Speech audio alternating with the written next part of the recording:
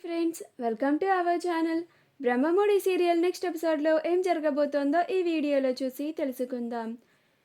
నేను తిరిగి ఇక ఇంటికి రాను అని అన్న కళ్యాణ్ అసలేం జరిగింది అని తెలుసుకోవడానికి ఈ వీడియోని స్కిప్ చేయకుండా ఎండ్ వరకు చూసేయండి.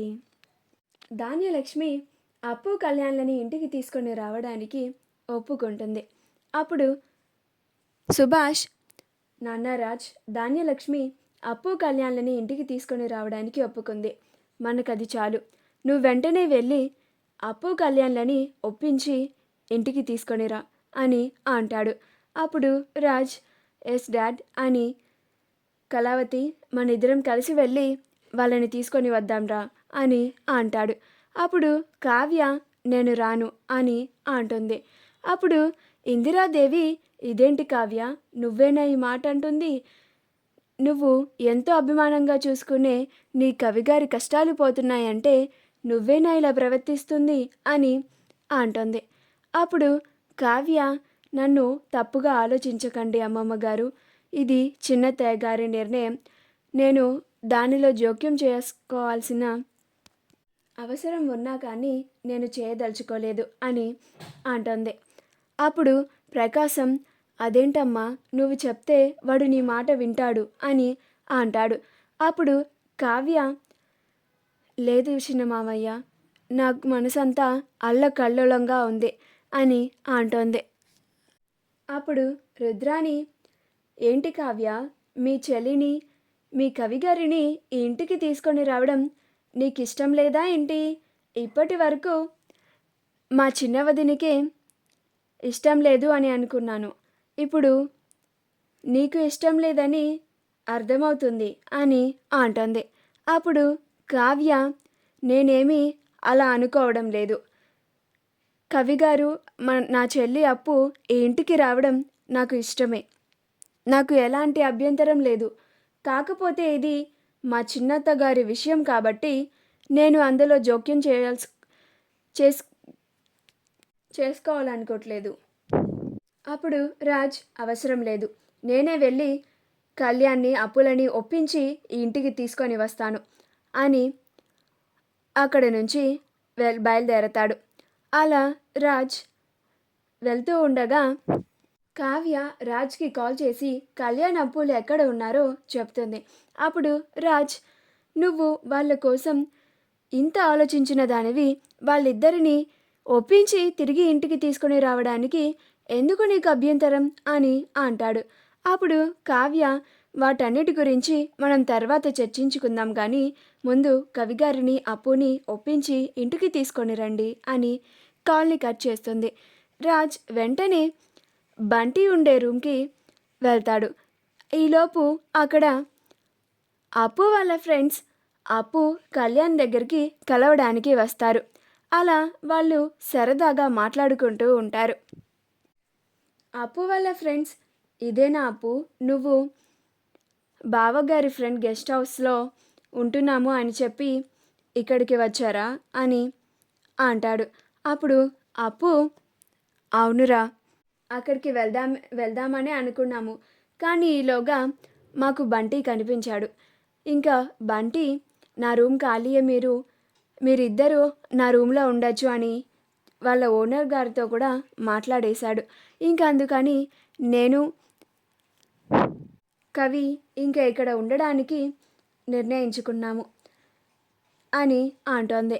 అప్పుడు అప్పు వాళ్ళ ఫ్రెండ్స్, చాలా సంతోషం, మీరిద్దరూ ఇక్కడ ఉంటే మాకు కొంచెం దగ్గరగా ఉంటుంది, అప్పుడప్పుడు మేము కూడా మిమ్మల్ని వచ్చి చూసి వెళ్తూ ఉంటాము అని అలా మాట్లాడుకుంటూ ఉంటారు. ఈలోగా రాజ్ వస్తాడు. రాజ్ రావడం చూసి అప్పు వాళ్ళ ఫ్రెండ్స్, సరే అప్పు, మేము ఇంకా బయలుదేరుతాం అని, బావగారు మేము ఇంకా వెళ్ళొస్తాం అని చెప్తారు. అప్పుడు అప్పు కళ్యాణ్లు సరే అని అంటారు. అలా అప్పు వాళ్ళ ఫ్రెండ్స్ వెళ్ళిపోతారు. వాళ్ళు వెళ్ళిపోగానే రాజ్ లోపలికి వెళ్తాడు. అప్పుడు కళ్యాణ్ రాజ్ని చూసి చాలా ఆనందపడుతూ ఉంటాడు. అప్పుడు రాజ్ అప్పు కళ్యాణ్లో ఉన్న రూమ్ని చూసి, ఇక్కడైనా మీరు ఉంటుంది అని అంటాడు. అప్పుడు కళ్యాణ్, అవునన్నయ్య, అని అంటాడు. రే కళ్యాణ్, చిన్నప్పటి నుంచి మనిద్దరిని మన తల్లిదండ్రులు ఎలా పెంచారా, కానీ ఇప్పుడు నిన్ను ఇలాంటి రూమ్లో ఉంటున్నామని విషయాన్ని జీర్ణించుకోవడం నా వల్ల కావడం లేదురా. పిన్ని మీ ఇద్దరిని ఇంటికి తీసుకురావడానికి ఒప్పుకుంది అని అంటాడు.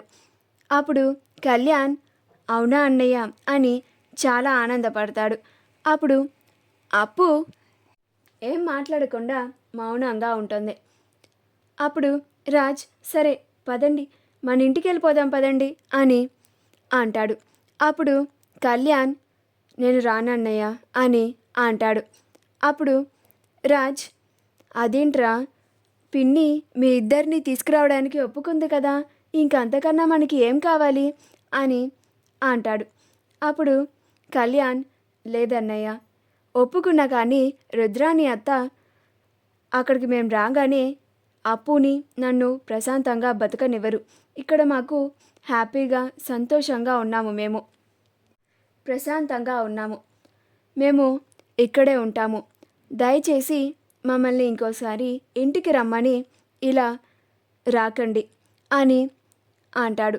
అప్పుడు రాజ్ దానికి చాలా బాధపడతాడు. నువ్వు అప్పుని తీసుకొని ఇంటికి తిరిగి వస్తావు అని ఇంట్లో అందరూ వేయి కళ్ళతో ఎదురు చూస్తున్నారురా, నువ్వు ఇలా రానంటే ఎలాగ కళ్యాణ్ అని అంటాడు. అప్పుడు కళ్యాణ్ ప్లీజ్ అన్నయ్య, ఈ విషయంలో నా నిర్ణయం మారదు అని అంటాడు. అప్పుడు రాజ్ చూసి చూసి నిన్ను ఇలాంటి పరిస్థితుల్లో ఒక్కడిని ఎలా వదిలేసి వెళ్ళను అని అంటాడు. అప్పుడు కళ్యాణ్ తప్పదన్నయ్య అని అంటాడు. అప్పుడు అప్పు ఇది బంటి వాళ్ళ రూమే కదా బావగారు, ఇక్కడ మాకు ఎలాంటి ప్రాబ్లం ఉండదు, ఓనర్ గారు కూడా మంచి వాళ్ళే అని అంటోంది. ఇంకప్పుడు రాజ్ ఏం చేయలేక ఇంకా తిరిగి ఇంటికి వెళ్ళిపోతాడు. రాజ్ ఇంటికి రాగానే అందరూ రే నాన్న రాజ్, కళ్యాణ్ వచ్చాడా, కళ్యాణ్ ఏడి అని ప్రకాశం అడుగుతూ ఉంటాడు. ధాన్యలక్ష్మి కూడా కళ్యాణ్ ఏడి రాజ్, ఒక్కడివే వచ్చావేంటి అని అడుగుతూ ఉంటుంది. అప్పుడు రాజ్ మౌనంగా ఉంటాడు. అప్పుడు అందరూ రాజ్ని నువ్వు ఒక్కడివే వచ్చావేంటి నాన్న, కళ్యాణ్ ఏడి అని అంటారు. అప్పుడు రాజ్ కళ్యాణ్ ఇంటికి రానన్నాడు పిన్ని అని అంటాడు. అప్పుడు ధాన్యలక్ష్మి నేను వాళ్ళిద్దరినీ ఇంటికి రావడానికి ఒప్పుకున్నాను అని చెప్పినా కానీ రాను అన్నాడా అని అంటోంది.